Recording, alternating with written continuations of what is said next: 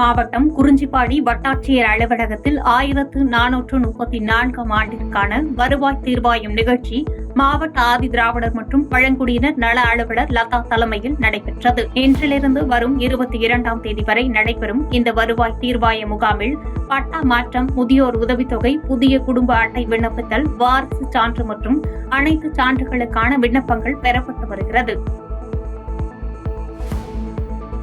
திருப்பத்தூர் மாவட்டம் ஜோலார்பேட்டை அருகே ஓடும் ரயிலில் 9 வயது சிறுமிக்கு பாலியல் தொந்தரவு கொடுத்த ஆந்திர மாநில வாலிபர் போக்சோ வழக்கில் கைது செய்யப்பட்டுள்ளார். சேலம் மாவட்டத்தை சேர்ந்த நபர் தனது 9 வயது மகளுடன் ஆந்திர மாநிலத்தில் உள்ள குலதெய்வ கோவிலுக்கு சென்றுவிட்டு மீண்டும் நாகர்கோயில் எக்ஸ்பிரஸ் ரயிலில் சென்று கொண்டிருந்தபோது இச்சம்பவம் நடைபெற்ற நிலையில் புகாரின் பேரில் திருப்பத்தூர் நீதிமன்றத்தில் குற்றவாளி ஆஜர்படுத்தப்பட்டு பின்னர் சிறையில் அடைக்கப்பட்டார்.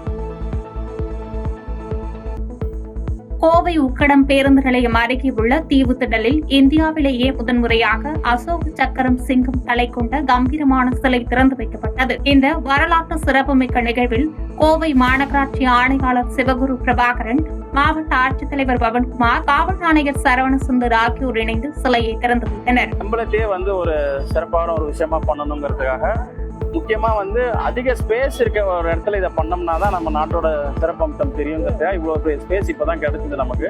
ஸோ அதனால இதை பண்ணோம். சர்வதேச அளவிலான நடைபெற்ற கராத்தே, யோகா, சிலம்பம் போட்டிகளில் வெற்றி பெற்ற கம்பம் பகுதி மாணவ மாணவிகளை தேனி நாடாளுமன்ற உறுப்பினர் தங்க தமிழ்ச்செல்வன் பாராட்டி தனது வாழ்த்துக்களை தெரிவித்தார்.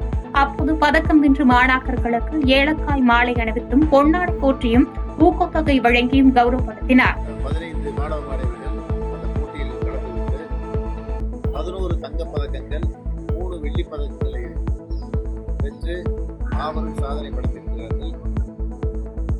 கரூர் மாவட்டத்தில் செயல்பட்டு வரும் தனியார் பள்ளி வாகனங்களை மாவட்ட ஆட்சித்தலைவர் தங்கவேல் ஆய்வு மேற்கொண்டார். இதில் 50க்கும் மேற்பட்ட பள்ளி வாகனங்களில் அவசர கால வழி மற்றும் முதலுதவி பெட்டி, தீயணைப்பு கருவிகள் போன்றவை இல்லாத காரணத்தினால் மறுபரிசோதனைக்காக நிறுத்தி வைக்கப்பட்டது. மேலும் பேருந்து ஓட்டுநர்களுக்கு சாலை விதிகள் பற்றிய விழிப்புணர்வு ஏற்படுத்தப்பட்டது. அவசர காலத்தில் ஏற்படும் தீ விபத்து குறித்து கரூர் மாவட்ட தீயணைப்பு வீரர்கள் ஒத்திகை நிகழ்ச்சியும் நடத்தி காட்டினர். தென்காசி மாவட்டம் புளியங்குடி அருகே புதிதாக திறக்கப்பட்ட காய்கறி விற்பனை அங்காடி கல்வெட்டில் தங்கள் பெயர் இல்லை என நகராட்சி துணை சேர்மனும் திமுக நகர செயலாளரும் நகராட்சி தலைவரிடம் வாக்குவாதத்தில் ஈடுபட்டனர். இச்சம்பவம் அப்பகுதி மக்களிடையே பரபரப்பை ஏற்படுத்தியது. விழுப்புரம் மாவட்டம் அதிமுக பொதுச் செயலாளர் எடப்பாடி பழனிசாமி பிறந்த நாளை முன்னிட்டு பகல்காமில் உயிரிழந்த மக்கள் மற்றும் ராணுவ வீரர்களுக்காக கோவில், சர்ச், மசூதிகளில் அதிமுக இளைஞர், இளம் பெண்கள் பாசறை சார்பாக பிரார்த்தனை நடைபெற்றது. இதில் ஏராளமான பொதுமக்கள் கலந்து கொண்டு உயிரிழந்தவர்களுக்காக பிரார்த்தனை செய்தனர். கோவை மாவட்டம் மேட்டுப்பாளையம் அருகே உரிய பேருந்து வசதி இல்லாமல் 1.5 கிலோமீட்டர் நடந்து சென்று +2 தேர்வில் பழங்குடியின மாணவி காயத்ரி அதிக மதிப்பெண் எடுத்து தேர்ச்சி பெற்றார். இதற்காக சீலியூர் துரைசாமி கவுடூர் மேல்நிலைப் பள்ளியில் நடைபெற்ற முன்னாள் மாணவர்கள் சந்திப்பில் மாணவி காயத்ரியை பாராட்டி கேடயம் வழங்கப்பட்டது.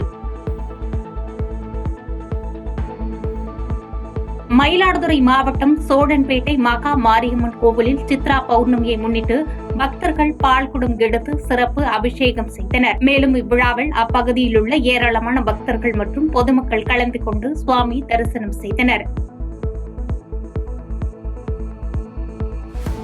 பெரம்பலூரில் போக்சோவில் கைது செய்யப்பட்ட குற்றவாளிகளுக்கு மகிழா நீதிமன்றம் 32 வருடங்கள் கடுங்காவல் சிறை தண்டனையும் ₹1,50,000 அபராதமும் வழங்கியுள்ளது. இதனைத் தொடர்ந்து விமுல்ஜோ மற்றும் செபஸ்தியன் என்ற 2 குற்றவாளிகளையும் போலீசார் திருச்சி மத்திய சிறைக்கு அனுப்பி வைத்தனர். சென்னை அருகே உள்ள புழலில் சரித்திர பதிவேடு குற்றவாளி தூக்கிட்டு தற்கொலை செய்து கொண்ட நிலையில் அவரின் காணாமல் போன பாட்டி சடலமாக மீட்கப்பட்டார். இதனைத் தொடர்ந்து சம்பவ இடத்திற்கு வந்த போலீசார் உடலை கைப்பற்றி பிரேத பரிசோதனைக்காக ஸ்டான்லி அரசு மருத்துவமனைக்கு அனுப்பி வைத்து இச்சம்பவம் குறித்து விசாரணையை தீவிரப்படுத்தியுள்ளனர்.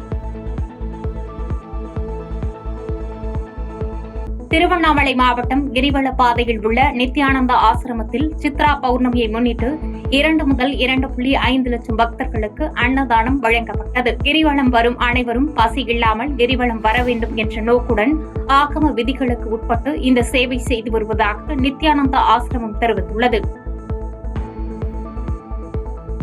விருதுநகர் மாவட்டம் ராஜபாளையம் புதிய பேருந்து நிலையத்தில் பேருந்தில் ஏசி இல்லாத காரணத்தால் தாங்கள் செலுத்திய தொகையின் மீதி பணத்தை கேட்டு பயணிகள் போராட்டத்தில் ஈடுபட்டனர். இதனையடுத்து சம்பவ இடத்திற்கு வந்த போலீசார் விருப்பமுள்ளவர்கள் மாற்று பேருந்தில் செல்லவும் மீத தொகை வழங்கவும் நடவடிக்கை எடுக்கப்படும் என்று உறுதியளித்ததை அடுத்து பயணிகள் அவ்விடத்தை விட்டு கலைந்து சென்றனர். புதுக்கோட்டை மாவட்டம் வடசேரிப்பட்டியில் ஜல்லிக்கட்டு போட்டி மிக விமர்சையாக நடைபெற்றது. பிடாரியம்மன் கோயில் திருவிழாவை முன்னிட்டு நடைபெற்ற இந்த ஜல்லிக்கட்டு போட்டியை பிற்படுத்தப்பட்டோர் நலத்துறை அமைச்சர் மெய்யநாதன் மற்றும் கந்தர்வக்கோட்டை சட்டமன்ற உறுப்பினர் சின்னதுரை ஆகியோர் கொடியசைத்து தொடங்கி வைத்தனர். நீலகிரி மாவட்டம் உதகையில் நடைபெற்ற அரசு ரோஜா பூங்கா கண்காட்சி பரிசளிப்பு நிகழ்ச்சியுடன் நிறைவடைந்த நிலையில் மேலும் 2 நாட்களுக்கு நீட்டிக்கப்பட்டுள்ளது. ரோஜா பூங்கா கண்காட்சி நிறைவு பெற்றிருந்த நிலையில் ஏராளமான சுற்றுலா பயணிகளின் வருகை காரணமாக மேலும் 2 நாட்களுக்கு நீட்டிக்கப்பட்டுள்ளதாக அரசு தரப்பில் தெரிவிக்கப்பட்டுள்ளது. சென்னை எண்ணூரில் கோவில் திருவிழாவில் குழந்தைகளுக்கு சில்வர் பெயிண்ட் பூசி யாசகம் பெற வைத்த சம்பவம் அப்பகுதியில் பரபரப்பை ஏற்படுத்தியுள்ளது. மேலும் இந்த நிகழ்வில் குழந்தைகள் நல வாரியம் மற்றும் மனித உரிமை ஆணையம் தலையிட்டு குழந்தைகளுக்கு சிறந்த வாழ்க்கை அமைத்துக் கொடுக்குமாறு சமூக ஆர்வலர்கள் கோரிக்கை வைத்துள்ளனர். வேலூர் மாவட்டம் குடியாத்தம் அருகே கழிவுநீர் கால்வாய் தூர்வாரும் பணியின் போது பழமை வாய்ந்த 2 அடி சித்தர் சிலை கண்டெடுக்கப்பட்டுள்ளது. இதனையடுத்து தகவலின் பேரில் சம்பவ இடத்திற்கு வந்த குடியாத்தம் காவல்துறையினர் சிலையை மீட்டு வருவாய்த்துறையினரிடம் ஒப்படைத்தனர். நீலகிரி மாவட்டம் உதகையில் உலக புகழ்பெற்ற அரசு தாவரவியல் பூங்காவில் 127வது மலர் கண்காட்சி நடைபெறவுள்ள நிலையில் பிரம்மாண்டமான அரண்மனை வடிவமைப்பு பணிகள் தீவிரமடைந்துள்ளன. மேலும் இந்த மலர் கண்காட்சியை தமிழக முதலமைச்சர் மு.க. ஸ்டாலின் திறந்து வைக்க உள்ளார் என்பது குறிப்பிடத்தக்கது.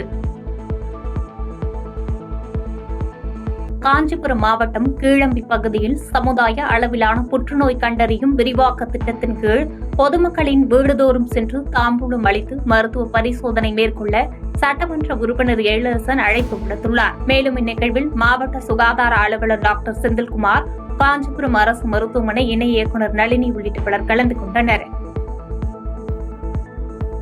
திருச்சி மாவட்டம் முசிறி அருகே கோயில் திருவிழாவில் மின்சாரம் பாய்ந்து 6 பேர் காயமடைந்த நிலையில் ஒரு பெண் உயிரிழந்துள்ள சம்பவம் அப்பகுதியில் சோகத்தை ஏற்படுத்தியுள்ளது. இதனையடுத்து சம்பவ இடத்திற்கு வந்த முசிறி காவல்துறையினர் உடலை கைப்பற்றிய பின்னர் சம்பவம் குறித்து வழக்கு பதிவு செய்து விசாரித்து வருகின்றனர். சேலம் மாவட்டம் காடியாம்பட்டி வட்டாரத்தில் சாலை மற்றும் குடிநீர் திட்டப் பணிகளை அமைச்சர் ராஜேந்திரன் பூஜை போட்டு துவக்கி வைத்தார். இதனைத் தொடர்ந்து கிராம மக்களிடம் குறைகளை கேட்டறிந்த அமைச்சர் அவர்களின் கோரிக்கை மனுக்களையும் பெற்றுக் கொண்டார். புதுச்சேரி கொம்பாக்கம் பகுதியில் வங்கி லோன் கட்ட தவறிய பொதுப்பணித்துறை ஊழியரின் இருசக்கர வாகனத்தை அனுமதியின்றி எடுத்து செல்லும் வங்கி ஊழியர்களின் சிசிடிவி காட்சி வெளியாகி இணையத்தில் வைரலாகி வருகிறது. இதனையடுத்து லோன் கட்டாததால் தான் வங்கி ஊழியர்கள் வாகனத்தை எடுத்து சென்றதாக தகவல் தெரிவித்ததை அடுத்து பாதிக்கப்பட்ட நபர் புகார் அளிக்கவில்லை என வில்லியனூர் காவல்துறையினர் விளக்கமளித்துள்ளனர். கரூரில் தனது மகள்கள் கணவர் குறித்து அவதூறாக வீடியோ வெளியிடும் சூர்யா மற்றும் சிக்கந்தர் மீது நடவடிக்கை எடுக்க கோரி திருச்சி சாதனா கரூர் மாவட்ட காவல் கண்காணிப்பாளரிடம் புகார் மனு அளித்துள்ளார். இதனையடுத்து செய்தியாளர்களிடம் பேசிய அவர் இதுபோன்ற வீடியோக்களால் மன உளைச்சலுக்கு உள்ளாவதாகவும் உரிய நடவடிக்கை எடுக்காவிட்டால் தற்கொலை செய்து கொள்ளப் போவதாகவும் வேதனையுடன் பேட்டியளித்துள்ளார். என்னைய மன உளைச்சல் ஆளாக்கிட்டாங்க. இந்த சட்ட நடவடிக்கை எடுக்கவில்லை என்றால் நான் சூசைட் பண்றதை தவிர்த்து வேற எதுவுமே இல்லை. என்னுடைய முடிவு இதுதான்.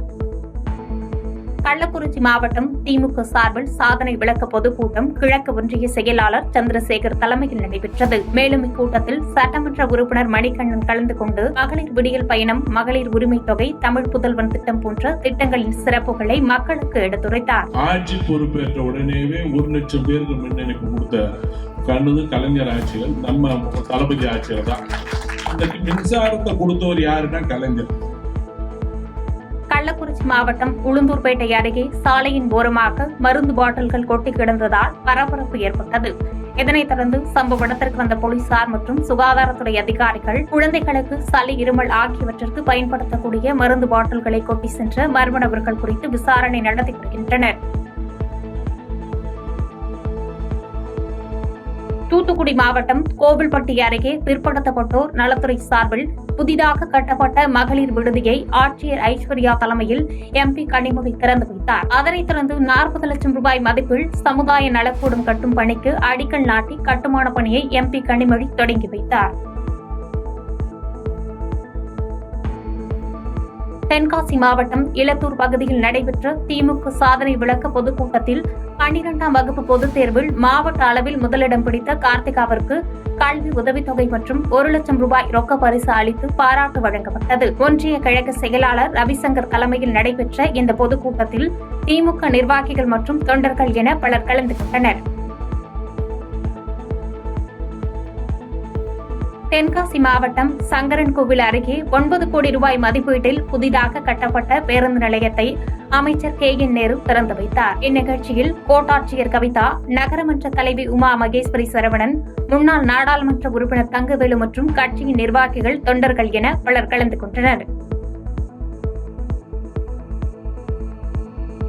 கோவை மாவட்டம் கோவில்பாளையம் அருகே போலீசாரால் நடத்தப்பட்ட வாகன சோதனையில் 1400 கிலோ தடை செய்யப்பட்ட போதைப் பொருட்கள் பறிமுதல் செய்யப்பட்டது. இதையடுத்து வாகனம் மற்றும் போதைப் பொருட்களை பறிமுதல் செய்து ஓட்டுநரை கைது செய்த போலீசார் முக்கிய குற்றவாளியான அமல்ராஜ் என்பவரை தீவிரமாக தேடி வருகின்றனர். செய்திகளை உடனுக்குடன் தெரிந்து கொள்ள கீழ்கண்ட கேபிள் மற்றும் DTH நெட்வொர்க்குகளில் எம்நாடு செய்தி தொலைக்காட்சியை காணுங்கள். பாதகம் செய்பவரை கண்டால் நாம் பயம் கொள்ளலாகாது பாப்பா. மோதி மிதித்துவிடு பாப்பா, அவர் முகத்தில் உமிழ்ந்துவிடு பாப்பா. அண்மை செய்திகளை உடனுக்குடன் தெரிந்து கொள்ள இணைந்திருங்கள் எம்நாடு தொலைக்காட்சியுடன்.